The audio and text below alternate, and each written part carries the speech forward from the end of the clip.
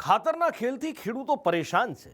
ગોડાઉનમાંથી નીકળેલું ખાતર કૌભાંડીઓ પાસે પહોંચે છે કેવી રીતે એ માલુમ નથી પડતું, પણ હવે એમાં સરકારી ગોડાઉનમાંથી ખેલ કેવી રીતે થાય છે એનો ખેલ મગફળીએ ખુલ્લો પાડ્યો છે।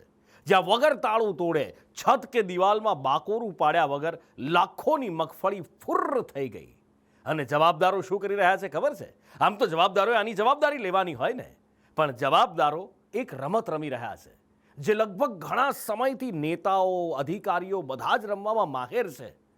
કઈ સમજી ગયા ને રમત? ખો ખો। ખાતરની રાવ વચ્ચે મગફળી કૌભાંડ। ગોડાઉનમાંથી ગાયબ થઈ મગફળી। 31 લાખની મગફળી હવામાં ઉડી ગઈ। જવાબદારોએ શરૂ કરી ખોખોની રમત। ગુજરાતની મગફળી કૌભાંડો માટે બદનામ છે। ક્યારેક આ મગફળી પથ્થર બની જાય છે, તો ક્યારેક ઢીફા, તો ક્યારેક આત્મદાહ એટલે સળગી ઉઠે છે। પણ હવે આ મગફળી ગાયબ થવા લાગી છે। જેતપુરના જેતલસરના નાફેડના એક ગોડાઉનમાંથી વગર તાળા તૂટે અંદર પડેલી મગફળીમાંથી 1200 થી વધુ ગુણી ગાયબ થઈ છે, જેની અંદાજિત કિંમત 31,64,000 થી વધુની છે। જેતપુરના ગિરિરાજ રો હાઉસમાં મગફળીની ચોરીની ફરિયાદ જેતપુર તાલુકા પોલીસ સ્ટેશનમાં નોંધાણી છે। ત્યારે અત્યારે પોલીસ ગોડાઉનના મેનેજર છે, રો હાઉસના મેનેજર છે, તેની સાથે પંચરોજ કામ કરવા માટે અત્યારે અહીંયા જેતલસર ચોકડી પાસે આવેલ ગિરિરાજ રો હાઉસે પહોંચે છે। કે આ રો હાઉસ છે તે રો હાઉસની અંદર અત્યારે આપ જોવા જવું તો આમાં ક્યાંય કોઈ પણ પ્રકારની અહીંયા છત તૂટેલી નથી કે દિવાલમાં કોઈ બાકોરી પડ્યું નથી કે અહીંયા તાળું તૂટ્યું નથી। એટલે કે તાળું પણ આપણે જોયું કે પંચોની હાજરીમાં આ પોલીસ દ્વારા ખોલવામાં આવ્યું છે। એટલે તાળું તૂટેલ હતી, તો આને ચોરી કઈ રીતે કેવી? જો કે ચોરી થઈ ત્યારે આ વેરહાઉસમાં કોઈ સીસીટીવી લાગેલા નહોતા, પણ ચોરીની જાણ થતા વેરહાઉસના મેનેજરે તાત્કાલિક સીસીટીવી લગાવ્યા છે। સ્થાનિક કોંગ્રેસ નેતાનો આરોપ છે કે આ ચોરી નથી, કૌભાંડ છે। જે સવાલ પૂછી રહ્યા છે કે તાળું તૂટ્યા વગર ચોરી કેવી રીતે થઈ? 1212 ગુણીની મગફળી સરકારની નાફેડની જે ખરીદી હોય એની ચોરી થઈ છે। હવે અધિકારીઓ મોડી ફરિયાદો કરી છે।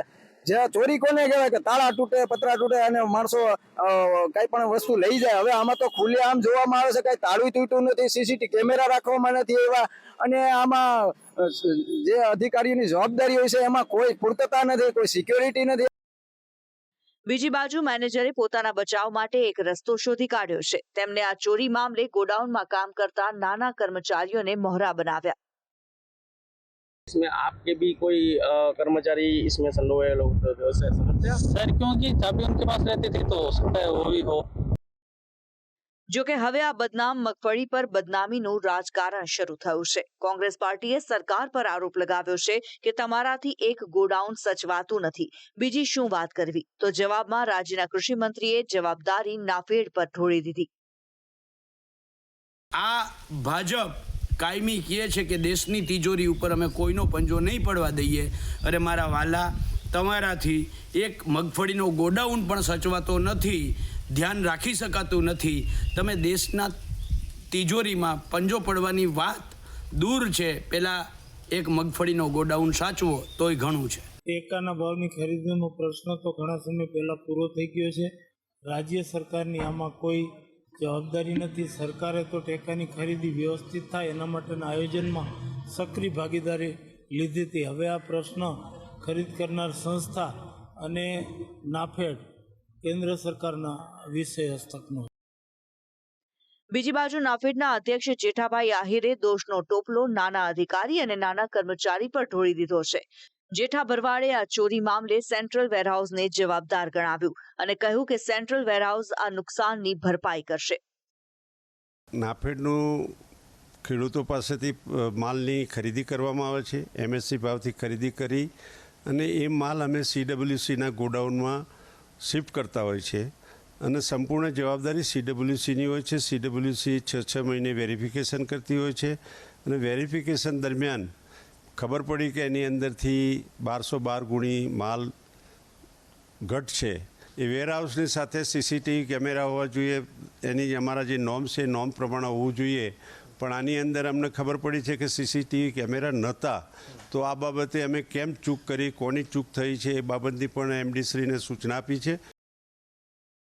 જો કે નાફેડના કેટલાક નિયમો સ્પષ્ટ છે. ગોડાઉનમાં સીસીટીવી ફરજિયાત. તો પછી આવું ગોડાઉન કેવી રીતે રખાયું જ્યાં સીસીટીવી જ નહોતા? અને આ ચોરી પણ ગજબની હતી કે જ્યાં તાળું તોડ્યા વગર, છત કે દિવાલમાં બાકોર ઉપાડ્યા વગર ચોરી કરવામાં આવી, જે ચોરી કરતા કૌભાંડ તરફ ઇશારો કરે છે. જો કે ગુજરાતની મગફળી પહેલાથી જ કૌભાંડો માટે બદનામ છે. વર્ષ 2017-18માં જેતપુરમાં મગફળીમાં કાંકરા ભેળવવાનું કૌભાંડ. વર્ષ 2019માં કચ્છના ગાંધીધામમાં મગફળીમાં માટીના ઠેફા બારદાનનું કૌભાંડ. વર્ષ 2020માં જૂનાગઢમાં ગોડાઉનમાં મગફળી બદલાવી નાખવાનું કૌભાંડ. વર્ષ 2025માં જાન્યુઆરીમાં માળિયા હાટીનામાં મગફળીના બારદાનમાં ગોલમાલ. વર્ષ 2025 સુરેન્દ્રનગરના થાનગઢમાં મગફળીના ગોડાઉનમાં આગ. આમ જેતપુરમાં મગફળીની ચોરી નહીં પણ કૌભાંડ થયાની ચર્ચાએ જોર પકડ્યું છે. ગુજરાતમાં આવા ખેલ વર્ષોથી ચાલી રહ્યા છે. તેમ છતાં દર વખતે એક જ પ્રકારની ભૂલનું પુનરાવર્તન થાય છે અને આ ખેલમાં દર વખતે નાની માછલીઓ પીસાય છે. ક્યારેય કોઈ અધિકારી પર આંચ આવતી નથી, જેના કારણે મગફળીમાં ચાલતો ખેલ પૂરો જ નથી થતો. બ્યુરો રિપોર્ટ, સંદેશ ન્યૂઝ.